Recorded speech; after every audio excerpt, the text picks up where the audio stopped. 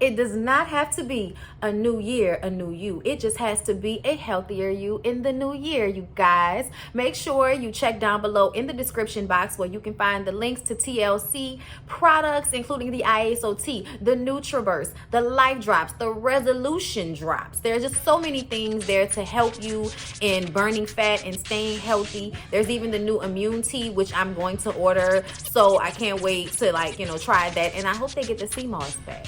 But I do love the sea moss from Mint and Ocean. I'm sorry, it's supposed to be a commercial. Yes, okay? Get those TLC products from me. And do not forget that my biggest life change has been through Kiara LASHAE, Team LASHAE, ifyoucanmove.com. You guys get cute little outfits from Peja and Amari. You also check out Just Move supplements because she is helping us with the energy. Okay, this is the energy supplement. Love it. Okay, just got my protein. Gonna get me some after I work out. So yeah, y'all, down below in the description box, support. So you guys are always asking me where I get my glasses from. So I thought I would finally give y'all a real little ad, okay? Firmoo, I can't see, bitch. Okay, I'm just playing. I'm just joking. These are my new Firmoo glasses here. Super cute, right? They are prescription because I'm like totally blind. And I got these matte ones that I think are really dope. And I felt like they would go good with the fact that I no longer have hair. You know what I'm saying? But either way, you guys can use my link and give me credit. And get you some glasses from Firmoo.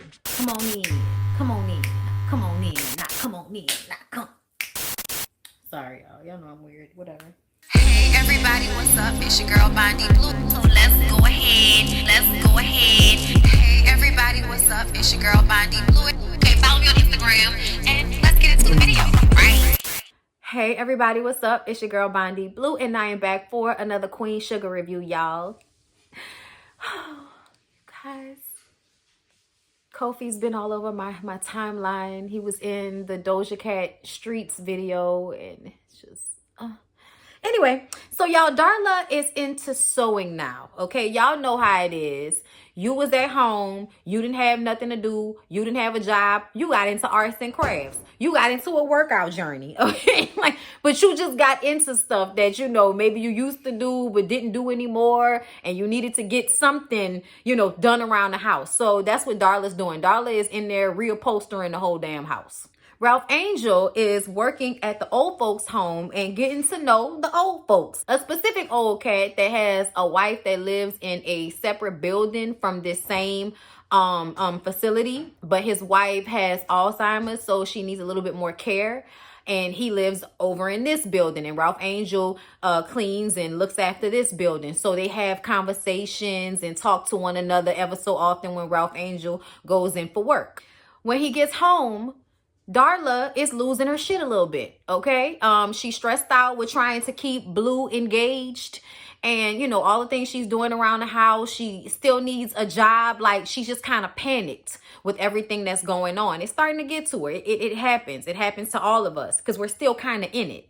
The vaccines are obviously making people feel a little bit more comfortable now, but I still feel like we go through the motions with, the pandemic. So when Ralph Angel gets home and, sees her in this state, he picked her up like a baby, y'all. Like, picked her up and told her that everything was going to be okay. I was just kind of like, oh my God, Ralph Angel is so different than how we found him. That's what's up. Even though he was always like trying to save Darla, it was still his emotional resilience and strength in the moment that made me feel like he is finally like grown up all the way, as far as the character is concerned. When Ralph Angel gets back to work, come to find out somebody tested positive. So the old man that he was talking to, and, the old man whose wife lives in the other building, they on lockdown now. They can't even see each other, and it's the old man's birthday. So he was really feeling down when Ralph Angel came into work because he couldn't see his wife. And he talked about how nothing else in this world matters except for the love that he shared with his wife. The job, the car, the house, none of those things mattered at the end of the day.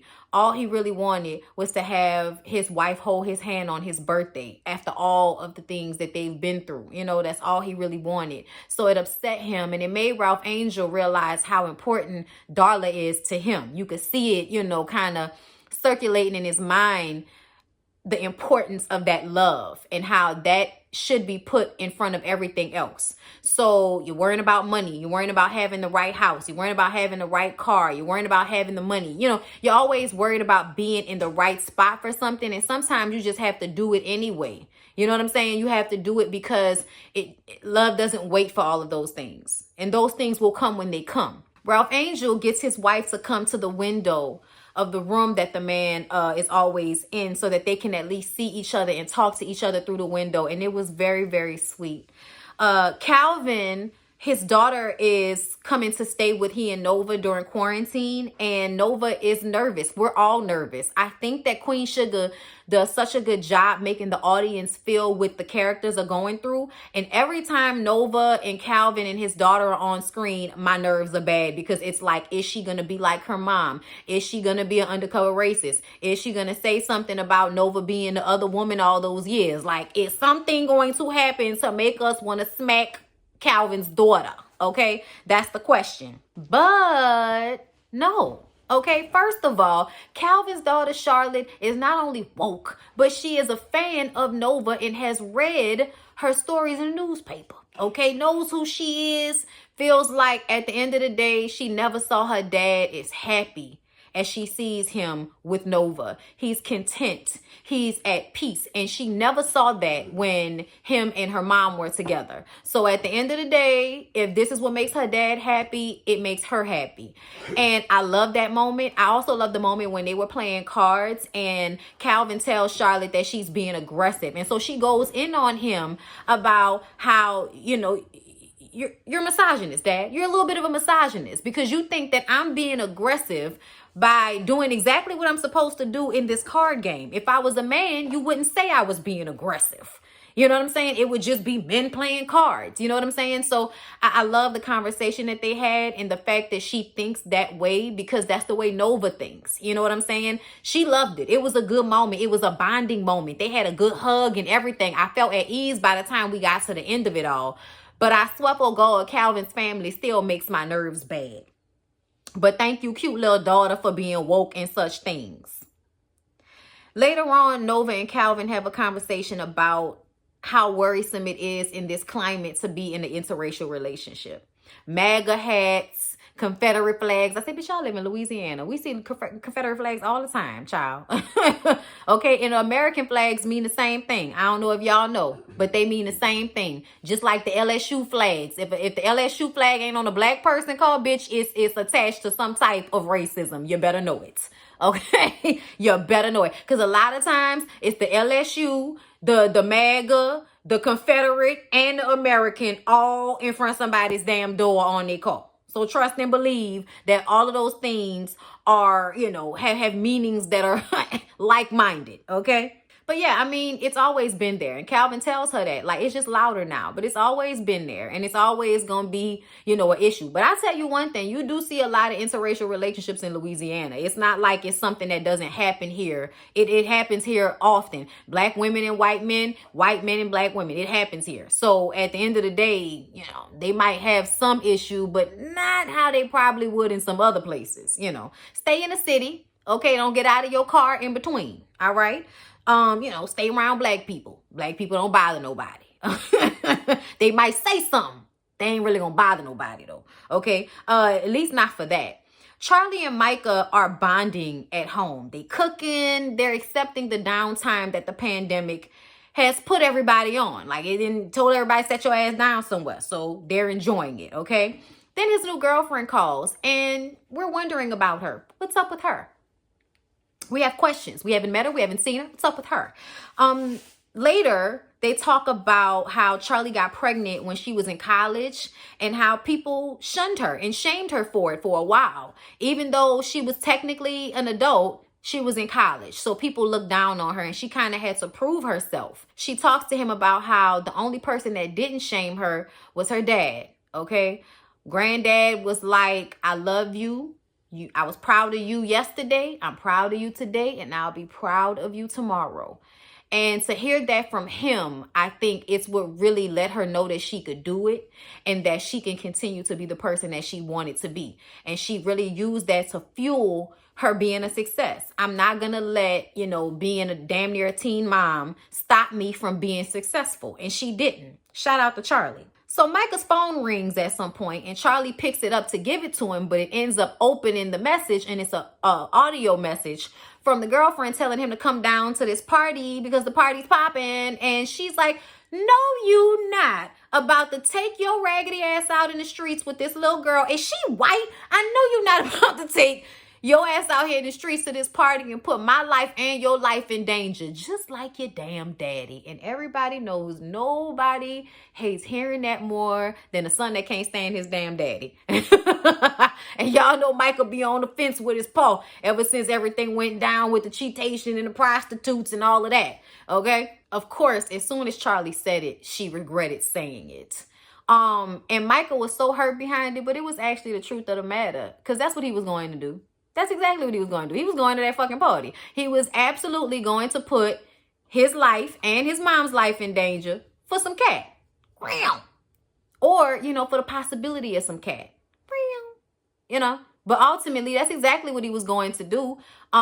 But it doesn't make him like Davis. It just makes him a kid. You know what I'm saying? It makes him a college kid. But that's the thing. Like, don't dress up to me. Don't step up to me. Okay? Like you a grown-ass man, when the truth of the matter is, if you were a grown-ass man, you wouldn't be putting us in danger for your little, college girlfriend that could possibly be white. Like when she said that shit, are you trying to get shot out here, Micah? I don't need more reasons to worry about you, boy. But the next day, they sit down with 2 glasses of wine to have a conversation. I said, is he old enough to drink? I thought he was a freshman. Anyway, she tells him that she left Davis when Micah was young because he was always gone, and she felt like if she was going to be by herself, she might as well be by her damn self. So for 2 semesters, she was a single mother. And she is going to make this right with him the same way she made it right with Davis back then. She apologized. She said she was so sorry. And that she doesn't see him like his father. But, that's her own issues that she got. But she's sorry. She apologizes. And then he continues to help her with her research to try to, help save the farms and everything, with the parish.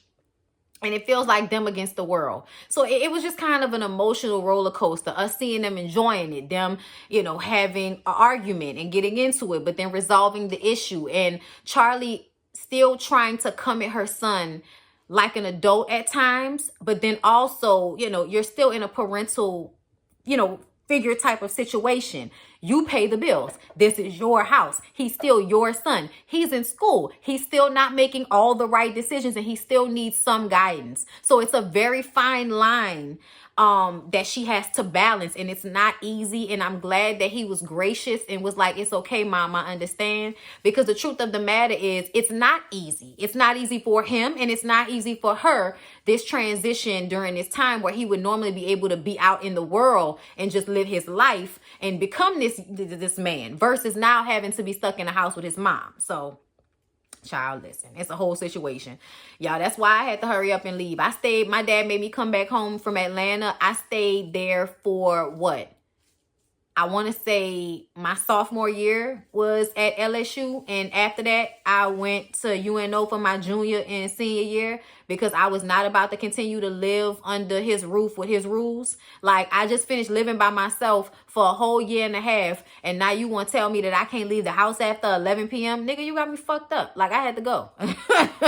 I'm not going to argue with you about it. But now I'm saving my money so I can get my own place because I'm not about to do this. But that was the point. He wanted me to get out the house. If it was too comfortable, my ass wouldn't have left. Because I it was always me and my parents. I had my own side of the house and everything. So at the end of the day, if he wasn't such an asshole to me, I probably would have stayed longer. So Hollywood calls Aunt Vi and tells her that his mom is in the hospital, y'all. He went out there to see about his mom. They won't let him see her. She has the COVID. Over time, we see that this gets worse, and eventually they take her off the ventilators. Meanwhile, Prosper is coming over to stay by Aunt Vi, which she suggested because she can hear him being sad and depressed, watching the news by himself, not going outside, too scared, living in fear, all of this shit, right?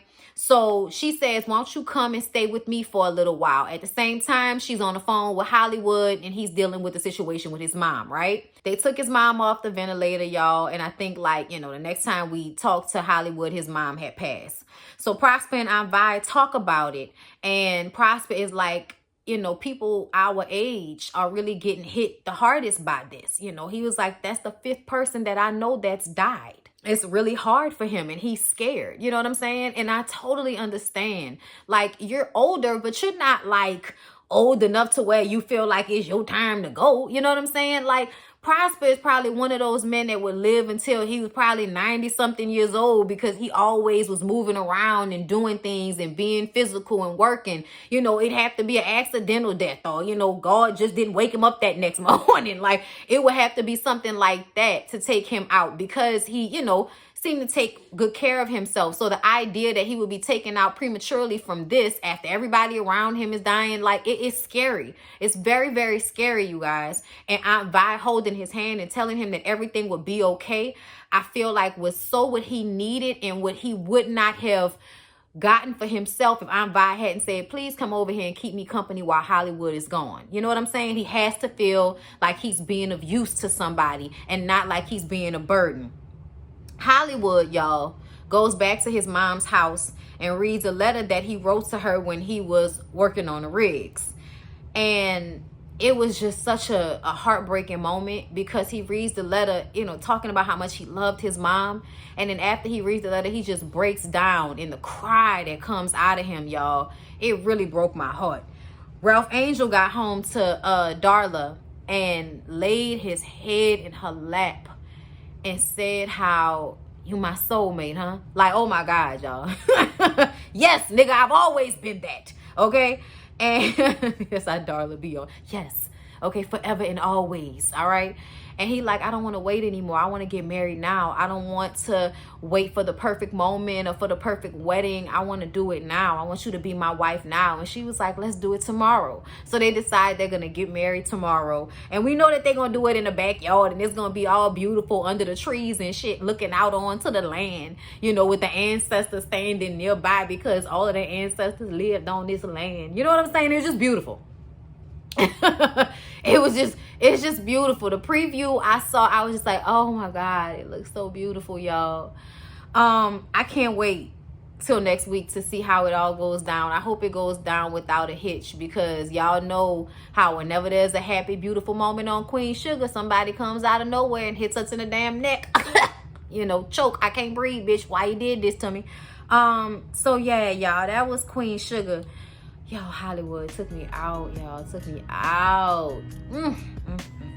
Anyway, don't forget to like, comment, and subscribe. I love y'all, and I'll see y'all in the next